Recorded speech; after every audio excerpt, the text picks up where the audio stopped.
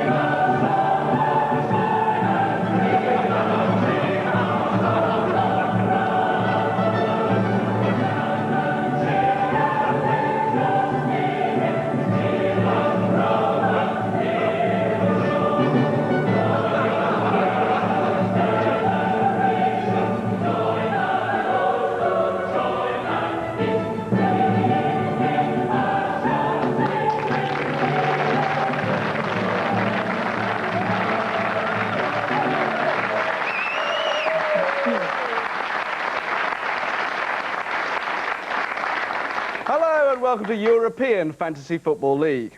You don't think the new titles are too laddish? Well, I did enjoy filming them though. That's true. 10 grand, yeah. Worth every penny.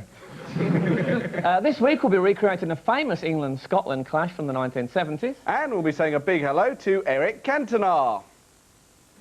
Hello! But first, a few things we noticed from watching the European Championships this week.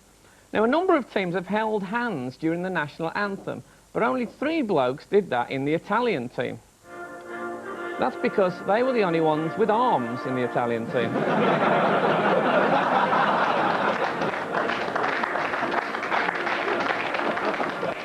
They'd give anything to be able to clap, those blokes. And the RSPCA have warned that if you must take your pet guinea pig along to a football match, the only way to stop it getting alarmed by all the noise is to keep stroking it.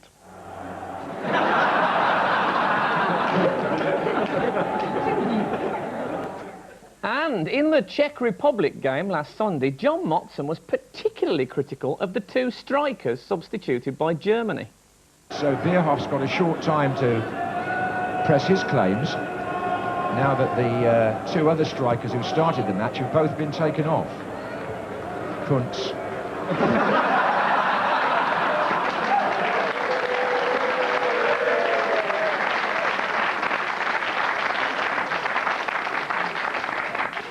Bit harsh, I thought. Yeah. Oh, dear. Oh, Stato.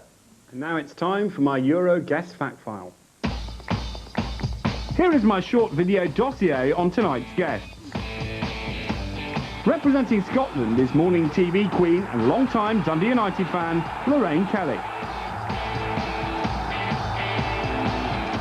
The thing Lorraine hates about football most is spitting, but enjoys nothing more than after-match analysis in the pub.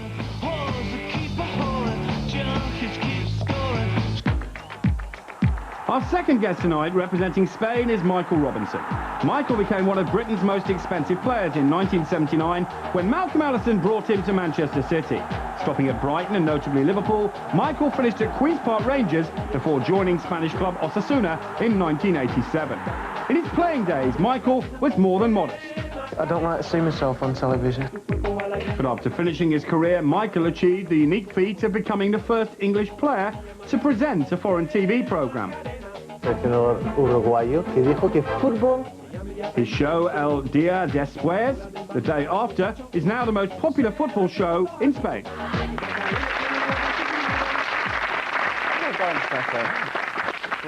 So you've had a nice break?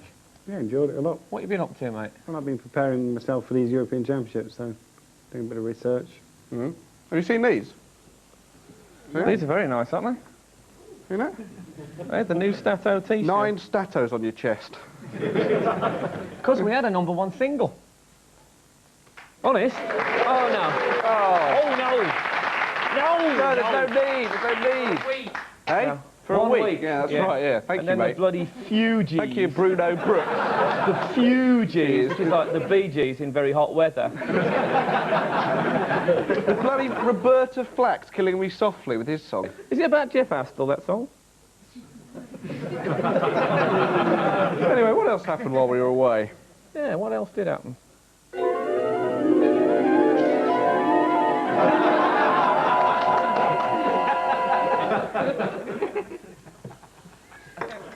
Look, it's nothing personal, lad. I mean, I'd like to hold on to you, but, well, you must admit, your form has gone off a bit just lately.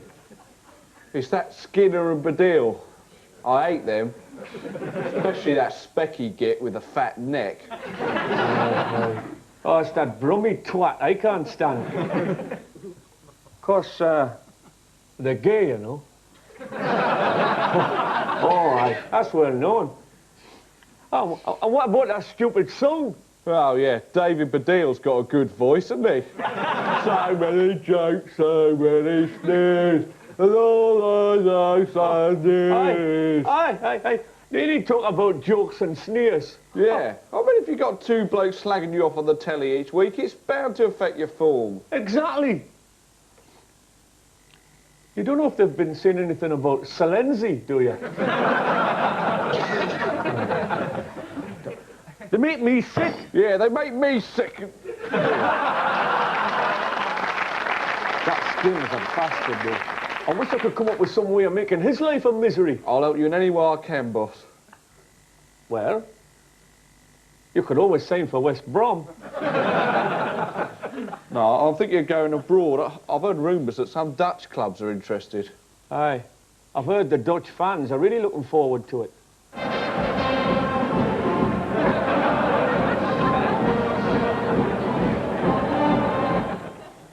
Well, thanks for standing by me, boss. Oh, I don't care what anyone thinks. I know in my heart of hearts that everything they've said is unjust and unfounded. Jason, hold it.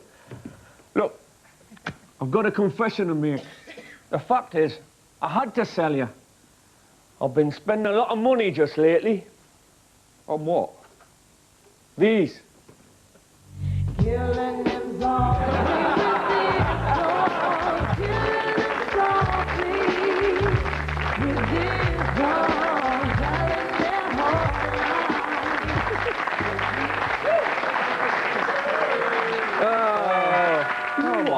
That could be him. Could be him, Oh could be my Jace. God. At last.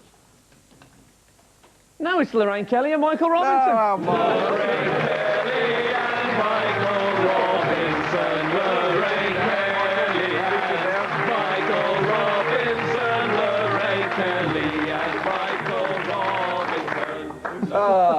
Great to see you. Welcome to England. Thanks a lot.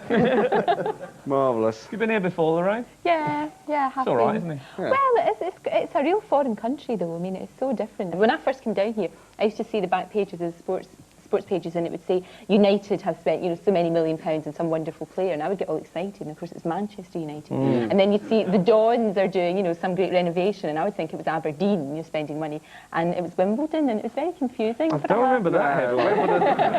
What renovation was that? A new seat? A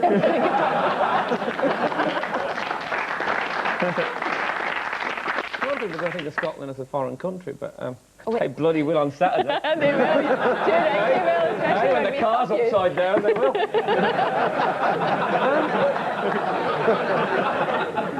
That's very socially responsible of you. That's all right, I'm going on the bus. All right. They'll never get that bugger over. It must have been strange for you, Michael, when you first went out for that. When did you played for a Spanish side? Yeah, Osasuna, that was in January '87. I only thought of going there for a short time and then coming back. And then I went to sell some television rights to Canal Plus one day, and they just said, would you like to present football for us and write a show called El Día Después, which we do. And so presenting I wasn't too sure about, yeah, because... But in Spanish, that must... Well, they wouldn't understand me in English. No. We've got your book, actually, Michael. That's in Spanish as well, yeah. I've noticed that. I wasn't in it. Well, I'll read a bit if you like. Go on. Don't famine leggo pargami la quella pedo, pero la meno sto per Italia sorrire io iado canto cante per porche codle calle singo when you're winning.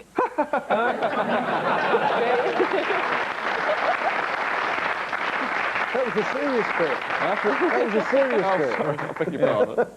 So was it true? Do you speak a foreign language, Dato, at all? Because you're always travelling around the world. Do you Foreign speak... languages should be better than they are. Your foreign language should be better than they are? Yeah. What you say in English isn't that great. Oh, That's harsh. I hang on his every word. Do you? Just do just a bit of spit. No, no spitting. Oh, no, no I spitting. don't like Sorry, spitting. you're quite right. But, and I ate that as well. And I ate that, you know, the old... Oh, it's horrible. That is... I can't do that, you know. And they always seem to do it right in front of the camera. You know, and they do that one, it's like, oh, dear. Oh, no. Flags of all nations. Oh, it's like hanging like this. Sometimes in the wind, it's like... And then it'll go on across the shirt. Oh. Oh, no. No, we don't like that. No, we don't like that. You did it, though, as a player. No, Michael. no, I mean, it wouldn't take much to have a wee hanky up their sleeve. No, exactly. Yeah, exactly. It's a very good point. Like a grandma does. Take it out every so often. Maybe a bit of lace. Exactly. I could just hold it, say, there. No, one of the first English footballers to go abroad, well, he wasn't actually English, he was sort of half South African, I think, or something, but Eddie Fermani, do you remember him that played for Charlton? No. And, of course, he went to play for Sampdoria, and this was in the 50s, he was one of the pioneers, and he had to learn a whole new lifestyle, as you did, and it was difficult, you know, changing to a new culture, and we've got a picture of Eddie Fermani here. Here he is in 1955, getting into his car backwards. Now he goes by car. There's Eddie. Go on, you can do it. There you are, you see. That was cultural changes, yeah. It's difficult. Took months to do that, apparently. Of course, one person who you may have heard of, the only other English sports person you can think of who really did well in Spain was Henry Higgins. Bullfighter. He's a bullfighter. Do you watch any bullfighting? Yeah. Well, it's I hated it when I first went there. Yeah. And then bit by bit I started getting into it because our television channel bought San Isidro, which is like the World Cup of bullfighting, if you like, in Madrid. So there's a World Cup of bullfighting? Well, no, what it is, there's... Did the Aberdeen Angus go out in the first round? No. Oh, just you wait. That's cruel. Terrible. Just you wait till Saturday. You'll be humiliated. Oh, you can get your own back on Saturday. We will. If England lost, and this is the Sunday repeat, people are watching and they'll be going, oh, you funny, you laugh, no, you funny, you clearly in Spain. Sorry, you were saying? No, it's not a world championship. The bulls always lose, yeah? Yeah. It's more for the bullfighters. For about 3 weeks in Madrid, it's San Isidro. Sorry, I'd like that. It's very good. For about... It was great, wasn't it? Madrid. Not as good as a wee hanky. All right. for about 3 weeks. All the best bullfights in the world go to Madrid, and it's very critical people in Madrid. They always throw everything at the bullfight, and if you seem to do well in Madrid, it's just finished now, you consider to be the best, or you earn bloody fortunes. Yeah. You don't have to kill the bull. You see, in Portugal, in bullfighting, this is true. When they don't kill the bull at the end, they just bring on some cows, and that calms the bull down. That's calms true, it down? It down. And I've always wondered why that, because what must be going through the bull's mind? It's like sort of, oh, it's the ladies. Hello, girl. Henry Higgins. And we had a look at Henry Higgins bullfighting, and we started to think that he may have been cheating a bit.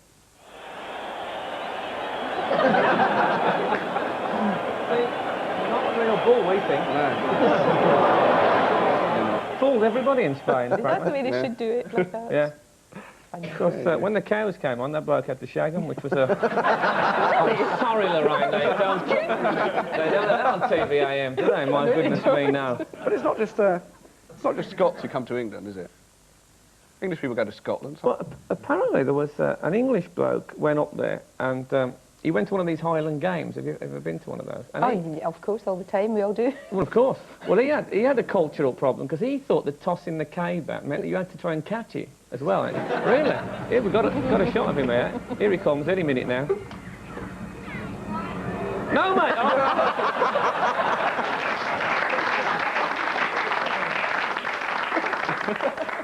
So, Michael, El Dia Después.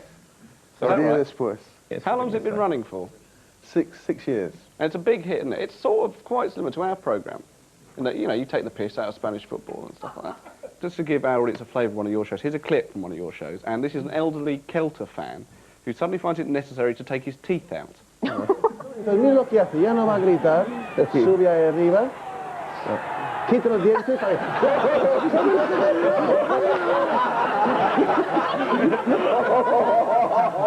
no quiere perder los dientes, no le importa. Quick shout back in. He does it every week, it's easy. I think he just wants to go on the telly. But what is it? Apparently, it's true, they've got like a moat that separates the pitch from the fans, yeah? And, did he put some big Steradent in that moat?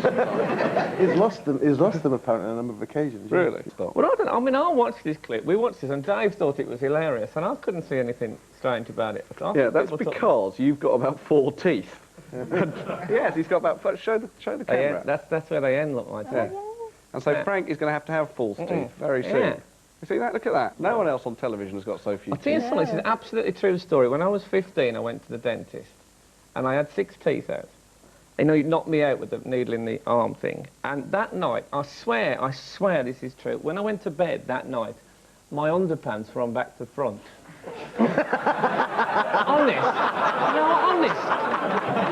Now, I'm not, it might well have been, you know, that I was a bit nervous that morning about the dentist, and I put them on back to front. But I've never done it before, and I've never done it since, but I swear to you, that's absolutely true. And what worried me was the footprints on the handrest when I woke up. But that bit is a joke. But that's true about the underpants. Is it true? I swear that's true, yeah. It's always been at the back of my mind. I'm a bit frightened now. You go back every week now, do you? You're still right. So, Lorraine, you've worked with some of our favourite people. Yeah. So, yeah, you have absolutely. Richard Keys. Oh, Keysy, the hairiest man in the world. Keysy.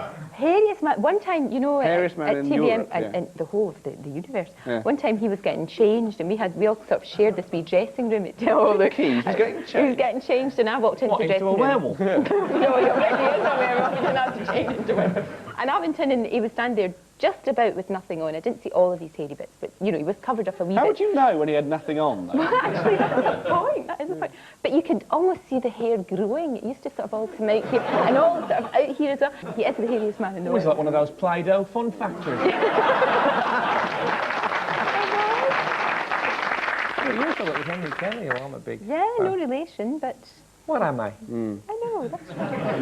There's a strange story about Henry Kelly. I don't know if you know this, but you know, have you seen that film The Fly? Oh, yeah. Jeff Goldblum? Yeah. If you remember, he gets in a machine and a fly gets in there as well, and there's a terrible mix-up, and what comes out is like the two mixed together. Yeah, it's horrible. Well, apparently Henry Kelly got into the fly machine with Frank Clark. Oh, no. Right? And then what came out at the end, you had to work with him as well. Oh. It's a terrible mix-up. We've got there. Look.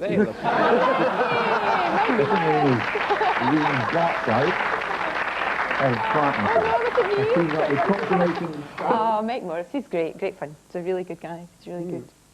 Have you done your Panini album? Oh yeah, I've got them. No, I haven't. No. I've filmed one in totally.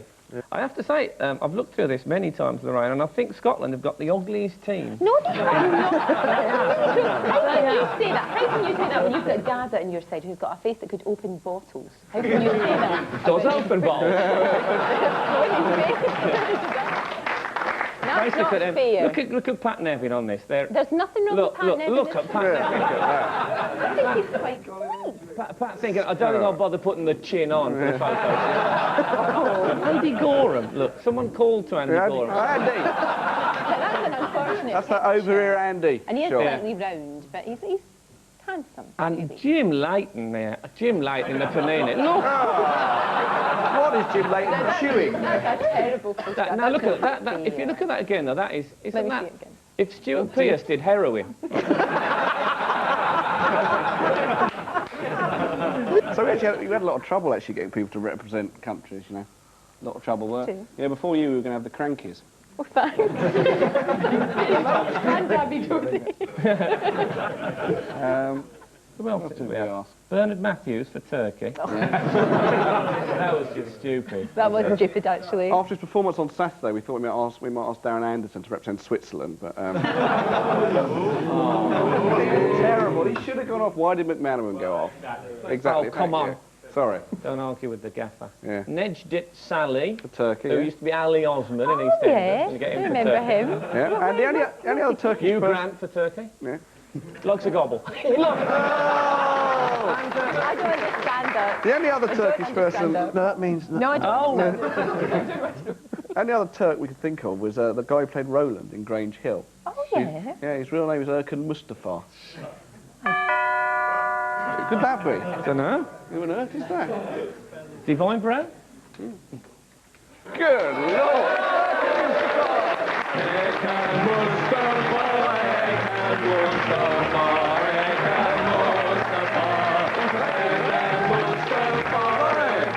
Fantastic, brilliant. Roland, are you still in Bad Manners or what? Yeah, just about. Goodness me. So, Erkan, welcome to our programme. How are you, mate? I'm very well, thank you. You've got turkey shaved into the side of your head? Yes, I have. Actually, can we get a shot of Erkan with Stato in the background? Because it's a bit double vision. It's a bit Teddy Sheringham after a night at Faces. Or... So, haven't I seen you on the M40 on several lorries? Possibly, yeah. This is you, isn't it? Oh, yeah. Oh, unfair. So do you remember doing Just Say No? So I want to call you Roland all the time. In fact, I want to call you Roland, which is a clip of the Grange Hill Mob's video for Just Say No. The Mob? The Mob, yeah. Just say no. Act like a great big doll. You can be a hero, be who you are. So what was it made you do it? You had no need, plus the taste and a craving, then it's... Brilliant, eh? Oh, yeah. Fantastic, eh?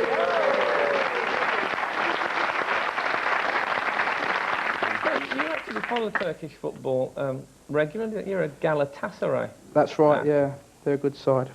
Well, one of the best in Turkey, to be honest. Souness managed Galatasaray, didn't he? Yeah, but... Well, I heard Souness once, he was in the Liverpool dressing room and he got a terrible shock when he looked in the mirror.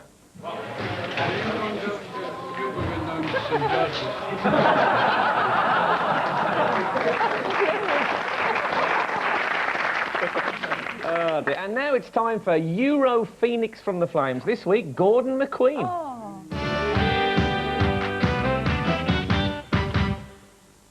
So, Gordon, we're here to recreate your role in England versus Scotland from 1977, when Scotland won 2-1 and the Scots fans invaded the pitch. Oh, no, that was just a one-off thing. Not according to John Motson. The scene's so typically Scottish. But John Watson's always had it in for us. The scene's so typically Scottish. The scene's so typically Scottish. The scene's so typically Scottish. You two are no better as I talk about Scottish goalkeeper. Alan Rough, a great goalkeeper and very caring.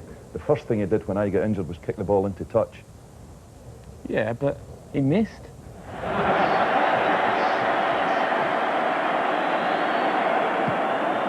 McQueen, who's injured in the goal now.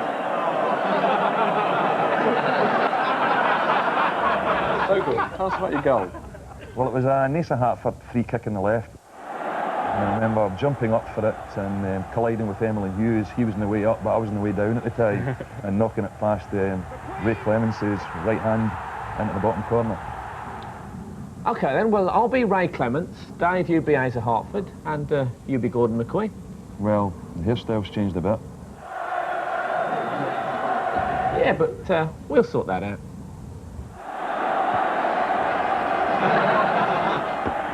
McQueen! Ally McLeod knowing it's very, very close to half-time. So do you think the England team at the time just weren't very good? Well, Don Revie wanted them to play in a particular way, and that was the thing about Don. Once he said something, he stuck to it. You have your good times and bad times, and when you have your bad times, you've got to stand up and be counted.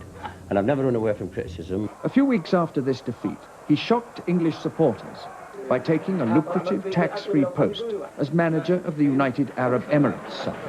What about the facilities as far as playing, the pitches? I mean, they're all sand at the moment. They're all very much sand at the moment. Blimey, pitches made of sand. I wonder how he sorted that out. Yeah, well, never mind that. What about the behaviour of your fans, Gordon? I mean, it wasn't so much a pitch invasion as a pitch removal. OK, then let's recreate the pitch invasion. So I'll be a drunk Scottish bloke, Dave, you be a drunk Scottish bloke, and Gordon, you be a drunk Scottish bloke. OK. They've even knocked the goals down and broken the crossbar. They've even knocked the goals down and broken the crossbar.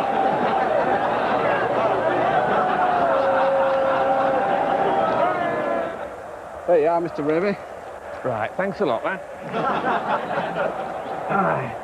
Now, you tell the Sheikh to get that leg and I'll be over in a couple of weeks. 1977 was the worst. I mean, it was Jubilee year and everything. What a time to upset the royal family. All right. But it was the England captain, Emily Hughes, who upset the royal family most. What do you mean? Princess Anne never stopped laughing at him on a question of sport. She did when she noticed he wasn't wearing any trousers or pants. So it's not one of the Whittakers? We think it's...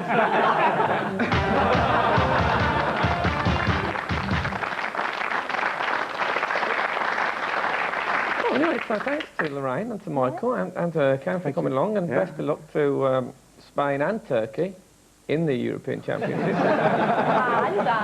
Next week's guests are Mr. Baxter and Alan Humphreys. Oh my goodness me, who's that now?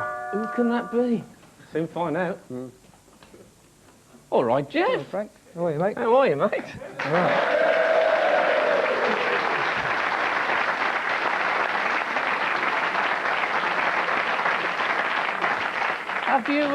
Have you come as the Red Poirot? I have. I'm looking very smart this week, mate. Fantastic. Jeff Astle, ladies and gentlemen. You don't have to be a part of the crowd. Just be who you are and stand up proud. Just say no. No! Just say no. Say no. No! Just say no. Don't listen to anyone else. All you gotta do is be with yourself. Don't listen to anyone else. All I got to do is yourself. Was it me who made you do it? You didn't have the need. First a taste, then a craving, then it turned to greed. Calling me your main man, you don't really understand. After all you did to me, expecting me to shake your hand.